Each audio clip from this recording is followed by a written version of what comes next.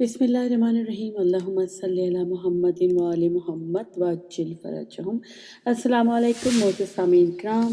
ज़ियारत इराक़ बमाई ज़ियारत ईरान शाम और मासूमीन अलैहिमुस्सलाम के हरम के अमाल और तस्बीहात पर मबनी जिस किताब का हम मुताला कर रहे हैं वो है मुजाहिद हुसैन हुर साहब की तसनीफ़।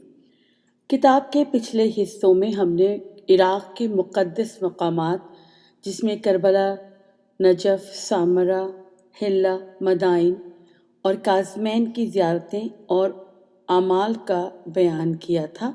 अब हम इस किताब के उस हिस्से पर पहुंच चुके हैं जहां पे हम आपको ज़ियारात और आमाल बताएंगे ईरान और उसके शहरों की, जैसे कि मशहद, तेहरान, कुम। किताब के इस हिस्से का मुताला शुरू करते हैं जिसमें सबसे पहले आता है नक्शा हरम इमाम रज़ा अलैहिस्सलाम। इसके बाद हरम इमाम रज़ा अलैहिस्सलाम के आमाल, मुख्तसर हयात इमाम रज़ा अलैहिस्सलाम और करामात। फिर हम पढ़ेंगे ज़ियारत। तो आइए मुताले के आगाज़ में सबसे पहले नक्शा हरम इमाम रज़ा अलैहिस्सलाम।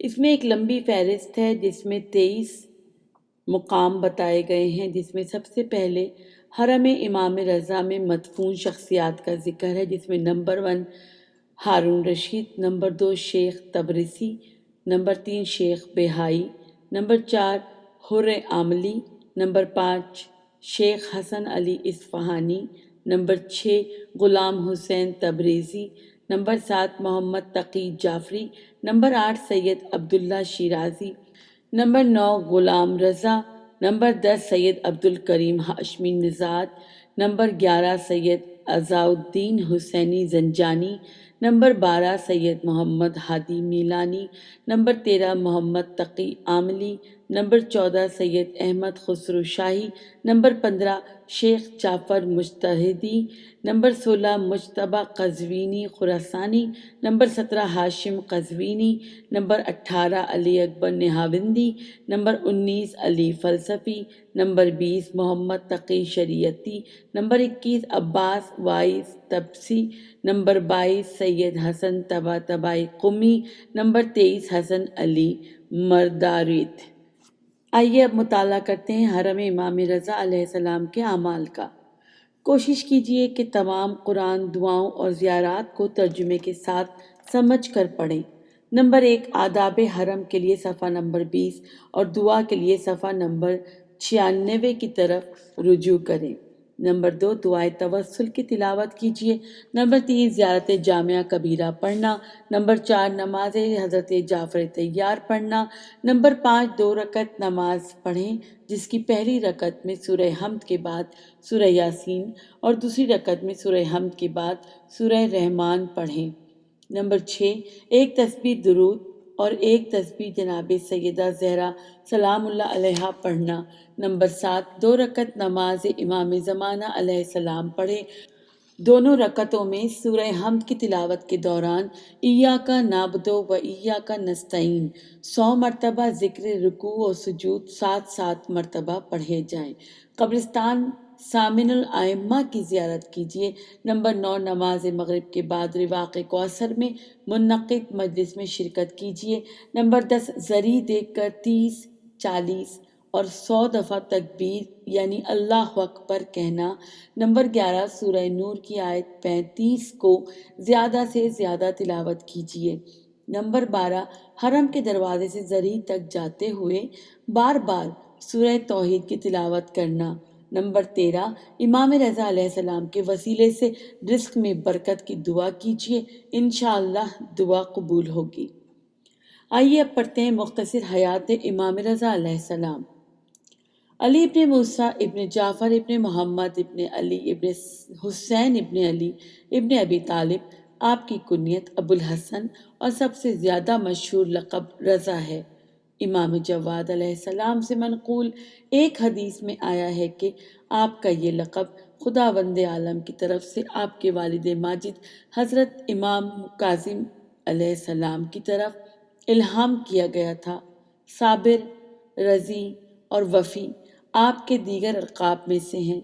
इसी तरह आप आलिम आले मोहम्मद के नाम से भी मशहूर हैं। इमाम अली इब्ने मूसा रज़ा علیہ السلام کی انگشتری کے لیے ایک نقش منقول ہے: ماشاء اللہ لا قوت الا باللہ۔ آپ کی تاریخ پیدائش جمعرات یا جمعہ 11 ذی قعدہ سن 148 ہجری نقل ہوئی ہے۔ آپ کی شہادت بروز جمعہ یا پیر ماہ سفر کی 17 تاریخ نقل ہوئی ہے۔ کلینی کے مطابق آپ سفر کے مہینے میں سن 203 ہجری کو 55 سال کی عمر میں شہادت کے مقام پر فائز ہوئے ہیں۔ امام رضا علیہ السلام کی مادر گرامی نوبہ کی رہنے والی ایک کنیز تھیں۔ آپ کو امام موسیٰ کاظم علیہ السلام تکتم کے نام سے پکارا کرتے تھے، اور جب امام رضا علیہ السلام کی ولادت ہوئی تو امام موسیٰ کاظم علیہ السلام آپ کو طاہرہ کے نام سے یاد کرنے لگے۔ امام رضا علیہ السلام اپنے والد ماجد امام موسیٰ کاظم علیہ السلام کی شہادت کے بعد 20 سال 183 ہجری سے لے کر 203 ہجری تک امامت کے عہدے پر فائز رہے۔ آپ کی امامت کے ابتدائی دور میں ہارون رشید خلافت پر قابض تھا۔ اس کے بعد اس کے بیٹے امین نے 3 سال اور 25 دن حکومت کی، جس کے بعد ابراہیم بن مہدی عباسی المعروف ابن شکلہ نے 14 روز حکومت کی، جس کے بعد امین عباسی نے ایک بار پھر اقتدار سنبھال کر 1 سال اور 7 مہینے حکومت کی۔ آپ کی امامت کے آخری 5 سال مامون عباسی کے دور خلافت میں گزرے ہیں۔ شیخ مفید کہتے ہیں، مامون نے خاندان ابو طالب علیہ السلام کے بعض افراد کو مدینے سے بلوایا، جن میں امام رضا علیہ السلام بھی شامل تھے۔ وہ لکھتے ہیں کہ مامون نے امام کی خراسان منتقلی کے لیے عیسیٰ جلودی کو ایلچی کے طور پر مدینہ بھجوایا تھا، اور کہتے ہیں کہ جلودی امام کو بصرہ کے راستے مامون کے پاس لے آیا۔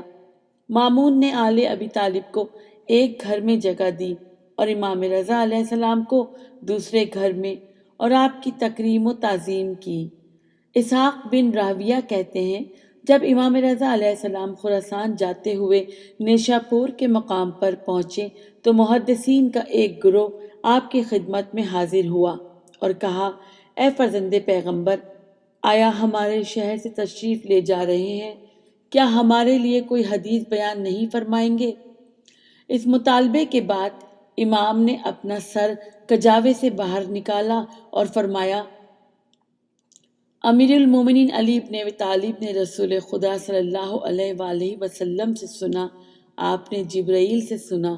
جبرائیل کہتے ہیں کہ پروردگار عز و جل فرماتے ہیں، اللہ تعالیٰ نے فرمایا، کلمہ لا الہ الا اللہ میرا مضبوط قلعہ ہے، پس جو بھی میرے اس قلعے میں داخل ہوگا وہ میرے عذاب سے محفوظ رہے گا۔ جب سواری چلنے لگی تو امام رضا علیہ السلام نے فرمایا، البتہ اس کے کچھ شرائط ہیں اور میں ان شرائط میں سے ایک ہوں۔ امام رضا علیہ السلام کا مرو میں قیام پذیر ہونے کے بعد مامون نے امام رضا علیہ السلام کے پاس اپنا قاصد بھیجا اور یہ پیغام دیا کہ میں خلافت سے کنارہ کشی اختیار کرتا ہوں اور اسے آپ کے حوالے کرتا ہوں، لیکن امام نے اس کی شدید مخالفت کی۔ اس کے بعد مامون نے آپ کو اپنے ولی عہدی کی تجویز دی تو امام نے اسے بھی ٹھکرایا۔ اس موقع پر مامون نے تہدید آمیز لہجے میں کہا: عمر بن خطاب نے 6 رکنی کمیٹی تشکیل دی، جس میں سے ایک آپ کے دادا علی بن ابی طالب تھے۔ عمر نے یہ شرط رکھی تھی کہ ان 6 افراد میں سے جس نے بھی مخالفت کی اس کی گردن اڑا دی جائے۔ آپ کے پاس اس کے سوا کوئی چارہ نہیں ہے کہ جو کچھ میں آپ سے طلب کر رہا ہوں اسے قبول کریں۔ اس وقت امام نے فرمایا، پس اگر ایسا ہے تو میں قبول کرتا ہوں، لیکن اس شرط پر کہ میں نے کوئی حکم جاری کروں گا اور نہ کسی کو کسی چیز سے منع کروں گا، نہ کسی چیز کے بارے میں کوئی فتویٰ دوں گا اور نہ کسی مقدمے کا فیصلہ سناؤں گا، نہ کسی کو کسی عہدے پر نصب کروں گا اور نہ کسی کو اس کے عہدے سے معزول کروں گا اور نہ کسی چیز کو اس کی جگہ سے ہٹاؤں گا۔ مامون نے ان شرائط کو قبول کیا۔ امام رضا علیہ السلام کو اپنا ولی عہد بنانے کے بعد 7 رمضان 201 ہجری کو عید کے موقع پر بظاہر اسی رمضان کی عید فطر مامون نے امام رضا علیہ السلام سے کہا کہ جا کر نماز عید پڑھائیں، لیکن امام نے ولی عہدی کے لیے مقرر کردہ شرائط کا حوالہ دے کر مامون سے کہا کہ مجھے اس کام سے الگ رکھو۔ مامون نے اصرار کیا، چنانچہ امام کو قبول کرنا پڑا اور فرمایا ٹھیک ہے تو میں پھر رسول اللہ صلی اللہ علیہ وآلہ وسلم کی طرح نماز عید قائم کروں گا۔ مامون نے بھی امام کی شرط مان لی۔ لوگوں کو توقع تھی کہ امام رضا علیہ السلام بھی دوسرے خلفاء کی طرح خاص قسم کی آداب و رسوم کے ساتھ نماز کے لیے نکلیں گے، لیکن سب نے حیرت کے ساتھ دیکھا کہ امام ننگے پاؤں تکبیر کہتے ہوئے گھر سے باہر آئے۔ سرکاری اہلکار جو اس طرح کے رسومات کے لیے رائج لباس پہن کر آئے تھے، یہ دیکھ کر اپنی سواریوں سے نیچے آئے اور سب نے اپنے جوتے اتار لیے اور روتے ہوئے اور اللہ اکبر کہتے ہوئے امام کے پیچھے پیچھے عیدگاہ کی طرف روانہ ہوئے۔ امام ہر قدم پر 3 مرتبہ اللہ اکبر کہتے تھے۔ کہا جاتا ہے کہ فضل بن سہل نے مامون سے کہا اگر امام رضا اسی حالت میں عیدگاہ پہنچ جائیں تو لوگ ان کے شیدائی بن جائیں گے، بس بہتر ہے کہ امام سے کہیں کہ وہ واپس آ جائیں۔ مامون نے اپنا ایک ایلچی روانہ کر کے امام سے واپس آنے کی خواہش کی، چنانچہ امام نے اپنے جوتے منگوائے اور اپنی سواری پر بیٹھ کر واپس چلے آئے۔ امام رضا علیہ السلام کی اقتداء میں نماز عید ادا کرنے کے لیے لوگوں کا جوق در جوق شرکت اس واقعے سے مامون بہت خائف ہوا اور سمجھ گیا تھا کہ امام رضا علیہ السلام کو ولی عہد بنانا اس کی حکومت کے لیے کس قدر خطرناک ثابت ہو سکتا ہے۔ اسی وجہ سے اس نے امام کی نگرانی کرنا شروع کیا کہ کہیں اس کے خلاف کوئی اقدام نہ کریں۔ دوسری طرف سے امام علیہ السلام مامون سے کسی خوف و خطر کا احساس نہیں فرماتے تھے، اسی وجہ سے اکثر اوقات ایسے جوابات دے دیتے تھے جو مامون کے لیے سخت ناگوار گزرتے تھے۔ یہ چیز مامون کو امام کے خلاف مزید بھڑکانے اور امام کے ساتھ مامون کی دشمنی کا باعث بنتی تھی، اگرچہ مامون اس کا برملا اظہار نہیں کرتا تھا۔ چنانچہ منقول ہے کہ مامون ایک عسکری فتح کے بعد خوشی کا اظہار کر رہا تھا کہ امام نے فرمایا اے امیر المومنین، امت محمدی اور اس ذمہ داری سے متعلق خدا سے ڈرو جسے خدا نے تیرے ذمے لگایا ہے۔ تم نے مسلمانوں کے امور کو ضائع کر دیا ہے۔ امام رضا علیہ السلام کی شہادت کے بعد مامون نے آپ کو سناباد نامی محلے میں واقع حمید بن قحطبہ طائی کے گھر بقیع ہارونیہ میں سپرد خاک کر دیا۔ اس وقت حرم رضوی ایران کے شہر مشہد میں واقع ہے، جہاں ایران اور دوسرے مسلمان ممالک سے سالانہ لاکھوں مسلمان زیارت کے لیے آتے ہیں۔ کرامات۔ نمبر 1، بکر بن صالح کہتا ہے کہ میں امام علی رضا علیہ السلام کے پاس گیا اور ان سے کہا کہ میری بیوی آپ کے خاص محب محمد بن سنان کی بہن حاملہ ہے، مولا آپ میرے لیے دعا فرمائیں کہ خداوند عالم مجھے بیٹا عطا کرے۔ امام نے فرمایا کہ خداوند عالم تمہیں 2 بچے عطا فرمائے گا۔ جب میں امام کے پاس اٹھ کر جا رہا تھا تو میں نے سوچا کہ ایک کا نام محمد اور دوسرے کا نام علی رکھوں گا۔ اسی وقت امام نے مجھے اپنے پاس بلایا اور مجھ سے فرمایا کہ ایک کا نام علی رکھنا اور دوسرے کا نام عمرو رکھنا۔ وہ کہتا ہے کہ جب میں کوفہ اپنے گھر پہنچا تو معلوم ہوا کہ میری بیوی نے ایک بیٹے اور ایک بیٹی کو جنم دیا ہے۔ ان دونوں کے نام کو جیسے امام علی رضا علیہ السلام نے فرمایا تھا ویسے ہی رکھا۔ میں نے اپنی والدہ سے کہا کہ عمرو کا کیا معنی ہے؟ انہوں نے جواب دیا کہ تیری نانی کا نام بھی عمرو تھا۔ دوسری کرامات۔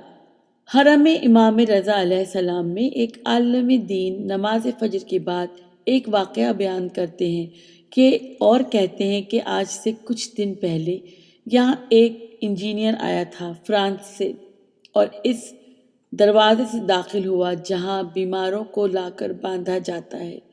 اس مقام سے مولا امام رضا علیہ السلام کے حرم کا گنبد صاف نظر آتا ہے۔ کہنے لگا کہ یہ اتنا خوبصورت گنبد کس کا ہے؟ تو ساتھ میں جو ایرانی کھڑا تھا وہ ان کی زبان سمجھتا تھا۔ اس نے بتایا کہ یہ وہ ہیں جن کی اللہ کے ہاں بہت عزت و آبرو ہے۔ یہ سن کر وہ فرانسیسی آگے بڑھا اور دیکھا کہ کسی کے ہاتھ میں ڈوری ہے، کسی کے گلے میں، کسی کے پاؤں میں، تو کہنے لگا یہ سب کیا ہے؟ تو ایرانی کہنے لگا کہ جسے ہر جگہ ڈاکٹر سے جواب مل جائے تو اسے یہاں قید کیا جاتا تو اسے شفا مل جاتی ہے۔ یہ سننا تھا کہ انجینئر نے ایک لٹکی ہوئی ڈوری کو اپنے گلے میں باندھ لیا۔ اب وہ ایرانی کہتا ہے کہ آپ کو کیا کوئی لا علاج بیماری ہے؟ تو کہنے لگا کہ نہیں، مجھے نہیں ہے، میرا ایک بیٹا ہے جو کہ بیمار ہوا تھا، اس کے بعد اس کو فالج ہو گیا۔ ہم نے اس کے علاج کے لیے دنیا کے بڑے سے بڑے ڈاکٹر کو دکھایا ہے، لیکن سب نے لا علاج کہہ دیا ہے۔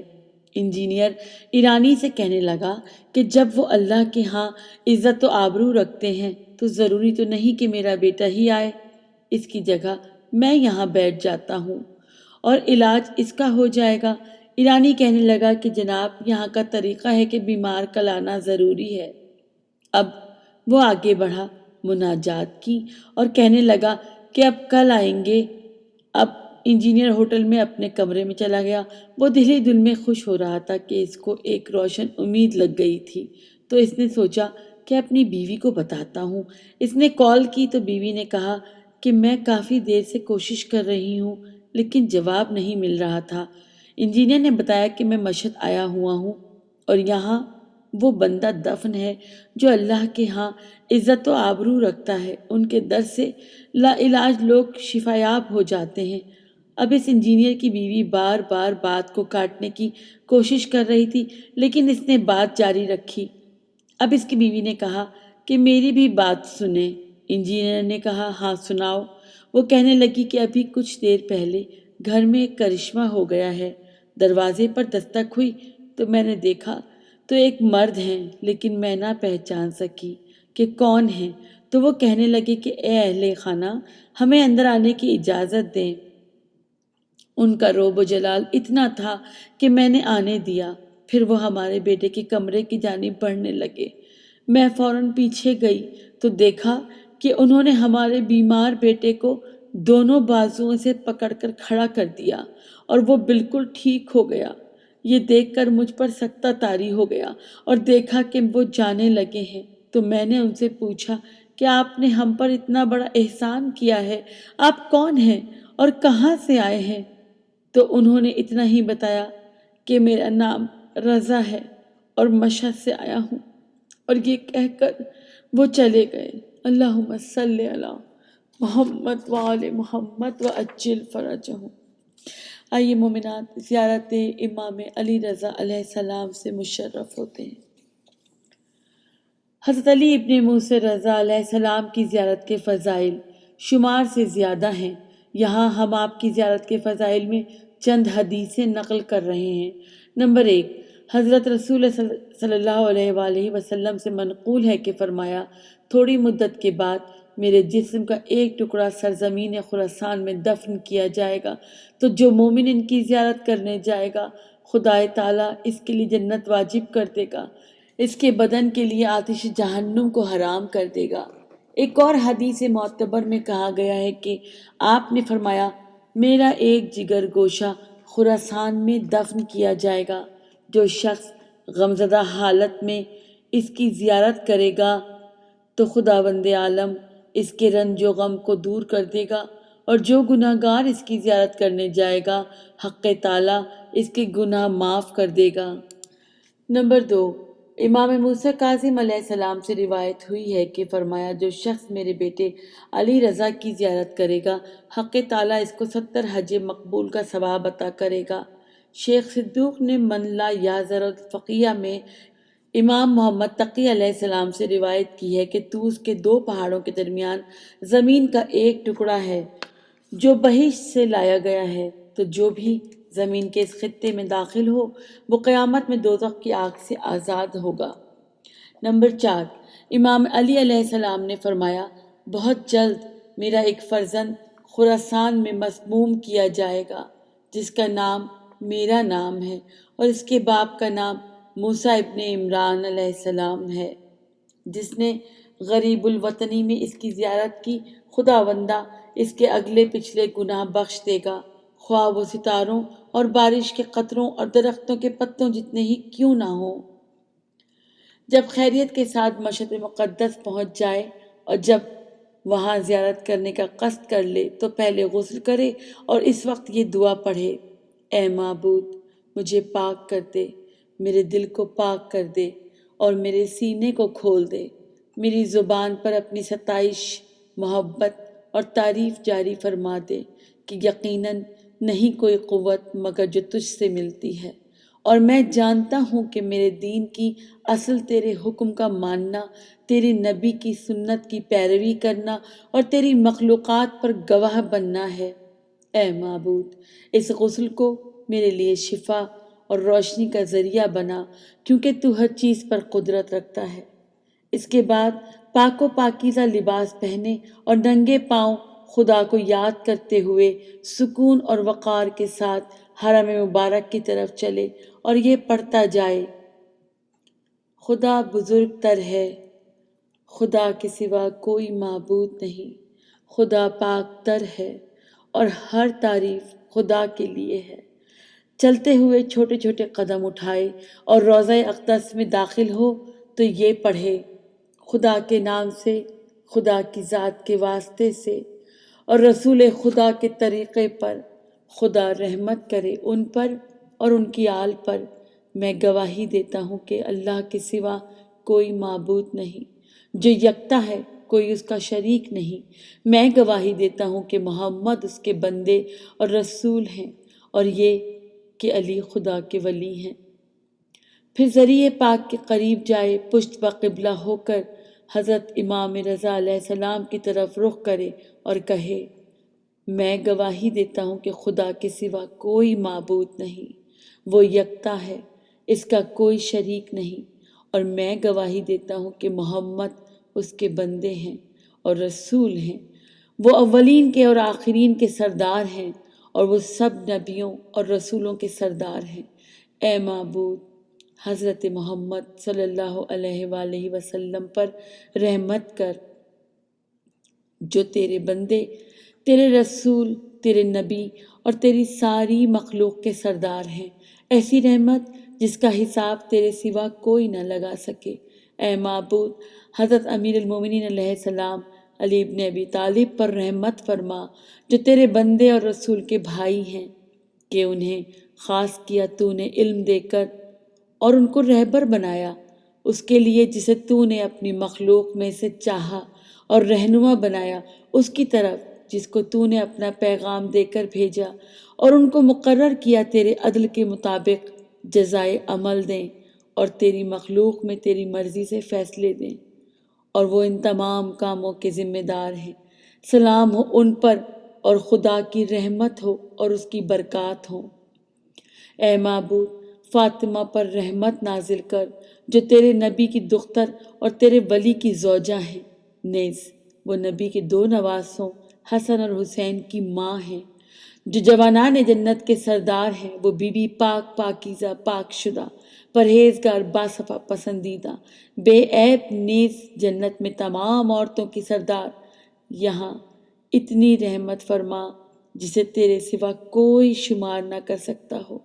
اے معبود دونوں بھائیوں حسن اور حسین پر رحمت فرما، جو تیرے نبی کے دو نواسے اور جوانان جنت میں سردار ہیں، تیری مخلوق میں قائم و نگران ہیں اور رہنمائی کرتے ہیں اس ذات کی طرف جسے تو نے پیغمبر بنا کے بھیجا۔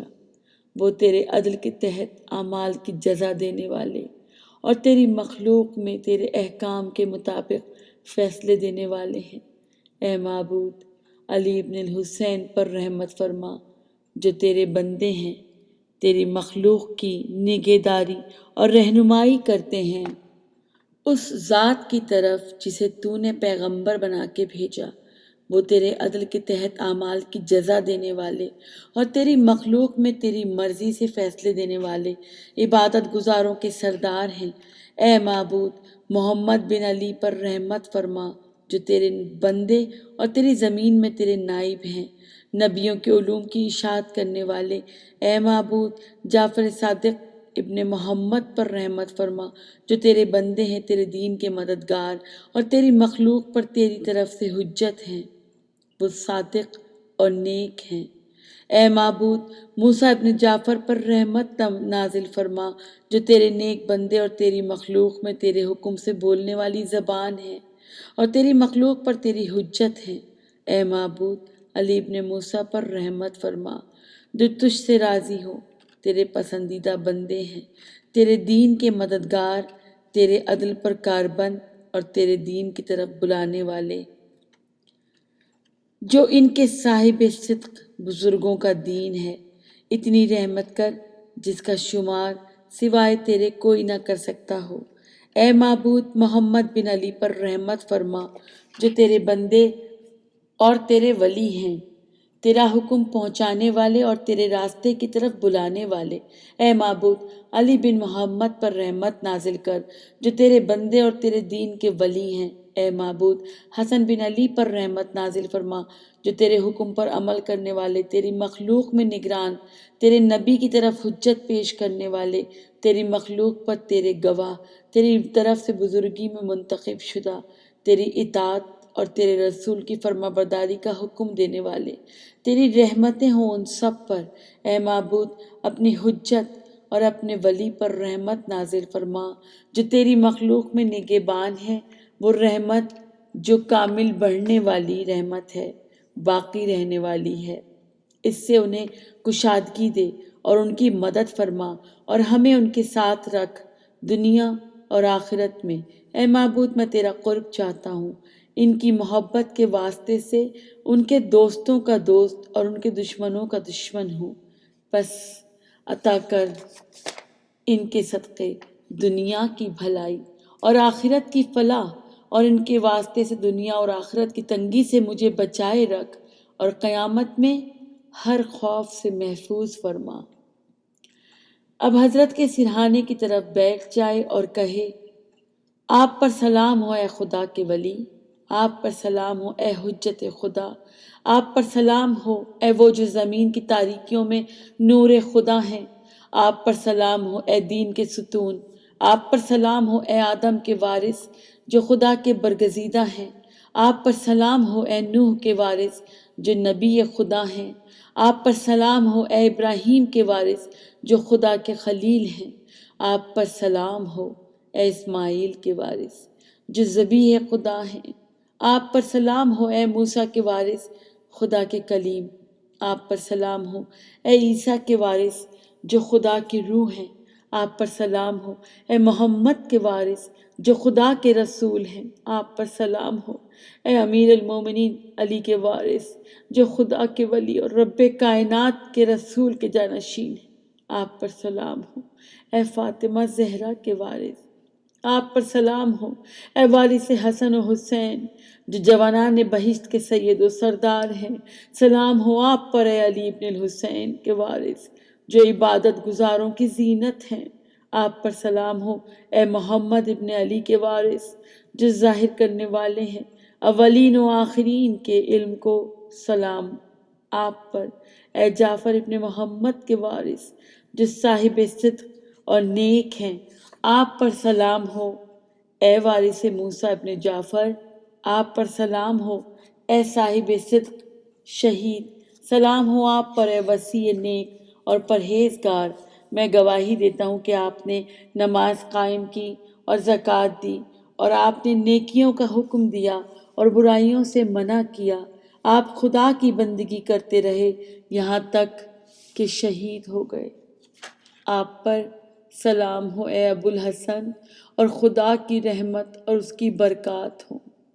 پھر خود کو ذریعہ پاک سے لپٹائے اور کہے، اے معبود، میں تیری طرف آیا ہوں اپنا وطن چھوڑ کر اور کئی شہروں سے گزر کر تیری رحمت کی آرزو میں، بس مجھے نا امید نہ کر اور مجھے میری حاجت روائی کے بغیر نہ پلٹا، اور رحم فرما جبکہ میں تیرے رسول کے بھائی کے فرزند کی قبر پر پڑا تڑپتا ہوں۔ ان پر اور ان کی آل پر تیری رحمتیں ہوں، قربان آپ پر میرے ماں باپ۔ اے میرے آقا، آپ کی زیارت کرنے حاضر ہوا ہوں، پناہ لینے اس جرم سے جو میں نے اپنی جان پر کیا، اور اس کا بار میری گردن پر ہے۔ بس بن جائیں میرے لیے شفاعت کرنے والے خدا کے سامنے میری غربت و نداری کے دن، کیونکہ آپ خدا کے لیے بلند مرتبہ رکھتے ہیں اور اس کے نزدیک آپ باعزت و اکرام ہیں۔ پس اپنا دایاں ہاتھ بلند کرے، بایاں ہاتھ قبر مبارک پر رکھے اور یہ کہے: اے معبود، میں تیرا قرب چاہتا ہوں، ان کی محبت اور ان کی ولایت کے ذریعے محب ہوں، ان میں سے آخری کا جیسے محب تھا ان میں سے پہلے کا، اور بیزار ہوں ہر گروہ سے سوائے ان کے۔ اے معبود، لعنت بھیج ان لوگوں پر جنہوں نے تیری نعمت کو اس کی جگہ سے ہٹایا، تیرے پیغمبر کو الزام دیا، تیری آیتوں کا انکار کیا، تیرے مقرر کردہ امام کا مذاق اڑایا، اور دوسرے لوگوں کو آل محمد علیہ السلام پر حاکم و مختار بنایا۔ اے معبود، میں تیرا قرب چاہتا ہوں، ظالموں پر لعنت کر کے اور ان سے بیزاری کرتے ہوئے دنیا اور آخرت میں، اے بہت رحم والے۔ اب حضرت کی پائنتی کی طرف جائے اور کہے: خدا آپ پر رحمت کرے ابوالحسن، خدا آپ کی روح پر رحمت فرمائے اور آپ کے بدن پر کہ آپ نے صبر کیا، اور آپ ہیں تصدیق کرنے والے، تصدیق شدہ۔ خدا قتل کرے اسے جس نے آپ کے قتل میں ہاتھ اور زبان سے کام لیا۔ اس کے بعد بہت گریہ وزاری کرے، اہل بیت علیہ السلام کے قاتلوں پر بے شمار لعنت کرے، پھر حضرت کے سرہانے کی طرف ہو کر 2 رکعت نماز زیارت بجا لائے کہ پہلی رکعت میں سورہ حمد کے بعد سورہ یاسین اور دوسری رکعت میں سورہ حمد کے بعد سورہ رحمان پڑھے۔ وہاں سے فارغ ہو جائے تو خدا کے حضور گریہ وزاری کرتے ہوئے اپنے لیے، اپنے والدین اور اپنے تمام مومن و مومنات کے لیے زیادہ سے زیادہ دعائیں مانگے، اور اس کے بعد جب تک چاہے وہاں ذکر الہی میں مشغول رہے، اور مناسب ہوگا کہ اپنی واجب نمازیں بھی حضرت کے روضہ مبارک کے نزدیک ہی بجا لائے۔ شیخ مفید رحمۃ اللہ علیہ کا ارشاد ہے کہ امام علی رضا علیہ السلام کی نماز زیارت ادا کرنے کے بعد یہ دعا پڑھے: اے معبود، میں تجھ سے سوال کرتا ہوں، اے اللہ جو ہمیشہ سے حکمران اور ہمیشہ سے عزت دار، اپنی حکومت میں اس کا حکم مانا جاتا ہے، اپنی بڑائی میں یگانہ ہے، ہمیشہ باقی رہنے والا، یکتا ہے، اپنی مخلوق میں عدل کرنے والا، اپنے فیصلے میں علم والا، اپنی طرف سے سزا دینے میں دیر کرنے والا، بزرگوار ہے۔ میرے معبود، میری حاجات تیری بارگاہ میں پہنچ رہی ہیں، میری تمنائیں تیرے سامنے جا ٹھہری ہیں، اور جب تو مجھے نیکی کی توفیق دیتا ہے تو پس تو ہی اس میں میرا رہبر اور تو ہی میرا راستہ ہے۔ اے قدرت والے حاجات تجھے تھکاتے نہیں، اے وہ مختار کہ ہر مشتاق جس کی پناہ لیتا ہے۔ تو نے ہمیشہ ہی مجھے اپنی نعمتوں سے ہمکنار کیا، تو نے ہمیشہ احسان و کرم کا سلسلہ جاری رکھا۔ میں سوال کرتا ہوں تجھ سے تیری قدرت کے واسطے سے جو سب چیزوں پر حاوی ہے، تیری قدرت کے واسطے سے، تیرے محکم فیصلے کے واسطے سے جسے تھوڑی سی دعا بھی روک دیتی ہے، اور تیری نظر کے واسطے سے جو تو نے پہاڑوں پر ڈالی تو وہ بلند ہو گئے، زمینوں پر ڈالی تو وہ بچھتی چلی گئیں، اور نظر آسمانوں پر جا کے رکی تو وہ بالا تر ہو گئے، سمندروں پہ کی تو وہ پھٹ گئے، کہ جو انسان کی نظروں میں آنے سے بلند تر ہے اور ذہن میں آنے والے خیالات کی رسائی سے دور ہے۔ تیری حمد نہیں ہو سکتی اے میرے مالک، لیکن تیری دی ہوئی توفیق سے کہ جس پر تیری حمد ہے، اور نہ تیرے چھوٹے سے احسان کا شکر ادا ہو سکتا ہے، لیکن یہ کہ تو نے اس کا شکر واجب کیا، بس کیسے شمار ہو تیری نعمتوں کا اے میرے معبود، کیسے بدلہ ہو تیری مہربانیوں کا۔ اے میرے آقا، اور کس طرح حساب ہو تیرے احسانوں کا۔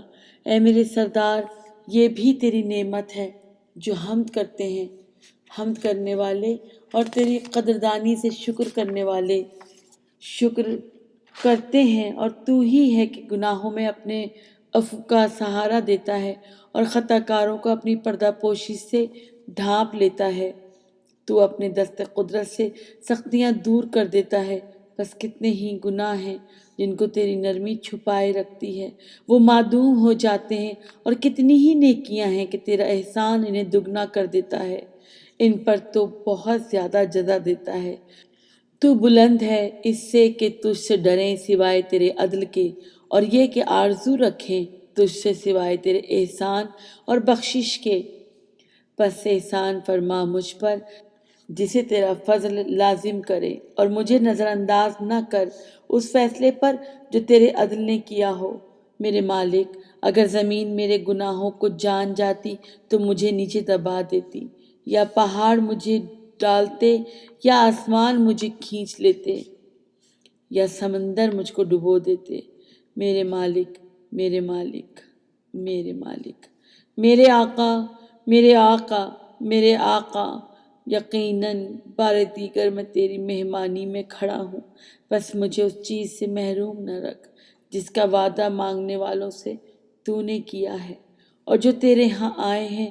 اے عرفا کے پہچانے ہوئے، اے عبادت گزاروں کے معبود، اے شاکرین کے مشکور، اے ذکر کرنے والوں کے ہمدم، اے حمد کرنے والوں کے محمود، جو حمد کرے اے موجودہ ہر طلبگار کے لیے، اے توصیف شدہ کو جو یگانہ ہے، اے محبوں کے محبوب، اے پکارنے والوں کے داد رس، اے توبہ کرنے والوں کے مرکز نگاہ، اے وہ کہ جس کے سوا کوئی غیب کرنا جاننے والا نہیں، اے وہ کہ جس کے سوا کوئی بدی کا معاف کرنے والا نہیں، اے وہ کہ جس کے سوا کوئی کام بنانے والا نہیں، اے وہ کہ جس کے سوا کوئی گناہ کا معاف کرنے والا نہیں، اے وہ کہ جس کے سوا کوئی خلق کرنے والا نہیں، اے وہ کہ جس کے سوا کوئی بارش برسانے والا نہیں۔ محمد و آل محمد پر رحمت نازل فرما اور مجھ کو بخش دے، اے سب سے زیادہ بڑھ کر بخش کرنے والے۔ میں تجھ سے بخشش چاہتا ہوں، امیدوارانہ بخشش تجھ سے بخشش چاہتا ہے، توبہ کسی بخشش تجھ سے بخشش چاہتا ہے، رغبت کسی بخشش تجھ سے بخشش چاہتا ہے، خائفانہ بخشش تجھ سے بخشش چاہتا ہے، فرما بردارانہ بخشش تجھ سے بخشش چاہتا ہے، ایمان والی بخشش تجھ سے بخشش چاہتا ہوں، اقرار والی بخشش تجھ سے بخشش چاہتا ہوں، خلوص والی بخشش تجھ سے بخشش چاہتا ہوں، پرہیزگارانہ بخشش تجھ سے بخشش چاہتا ہوں، توکل والی بخشش تجھ سے بخشش چاہتا ہوں، عاجزانہ بخشش تجھ سے بخشش چاہتا ہوں، بخشش چاہتا ہوں خدمتگار کی طرح جو تجھ سے ڈر کر صرف تیری طرف بھاگ آئے۔ بس محمد و آل محمد علیہ السلام پر رحمت نازل کر اور میری دعا قبول فرما، اور میرے والدین کی توبہ قبول فرما جیسے تو قبول کرتا ہے توبہ، اور تمام بندوں کی توبہ بھی قبول فرما۔ اے سب سے زیادہ رحم والے، اے وہ جسے کہا جاتا ہے بخشنے والا مہربان ہے، اے وہ جسے کہا جاتا ہے بخشنے والا مہربان ہے، اے وہ جسے کہا جاتا ہے بخشنے والا مہربان، و محمد علیہ محمد علیہ السلام پر رحمت نازل کر اور قبول کر میری توبہ، میری عمل کو پاک بنا، میری کوشش کو قبول کر اور میری زاری پر رحم کر، اور میری آواز نہ روک اور میری حاجات نہ رد فرما۔ اے فریادیوں کی فریاد سننے والے، ائمہ کو سلام پہنچا اور دعا پہنچا اور ان کو میرا شفاعت کرنے والا بنا، سبھی حاجات میں جو میں نے طلب کی، اور میرے ہدیے کو ان تک اس طرح پہنچا دے جس طرح ان کو پسند ہو، اور یہ تحفہ جس طرح تو چاہے کرتا ہے۔ اسے اتنے گنا بڑھا کر قبول فرما کہ تیرے سوا اس کا شمار کوئی نہ کر سکے۔ کوئی طاقت و قوت نہیں ہے مگر خدا کی طرف سے ملتی ہے جو بلند و برتر ہے، اور خدا مرسلوں میں سے پاکیزہ تر محمد اور ان کے پاک خاندان پر رحمت کرے۔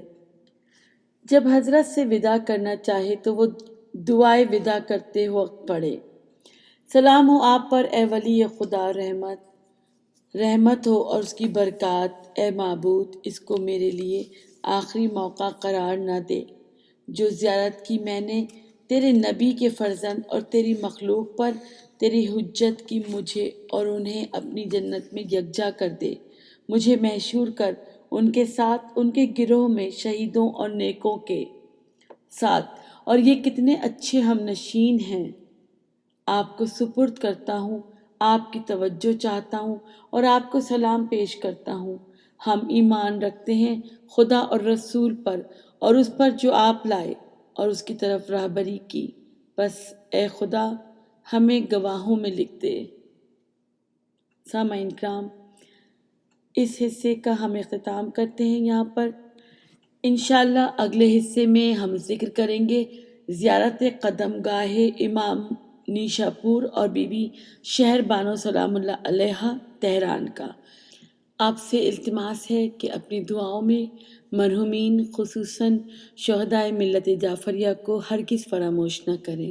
والسلام علیکم ورحمۃ اللہ وبرکاتہ۔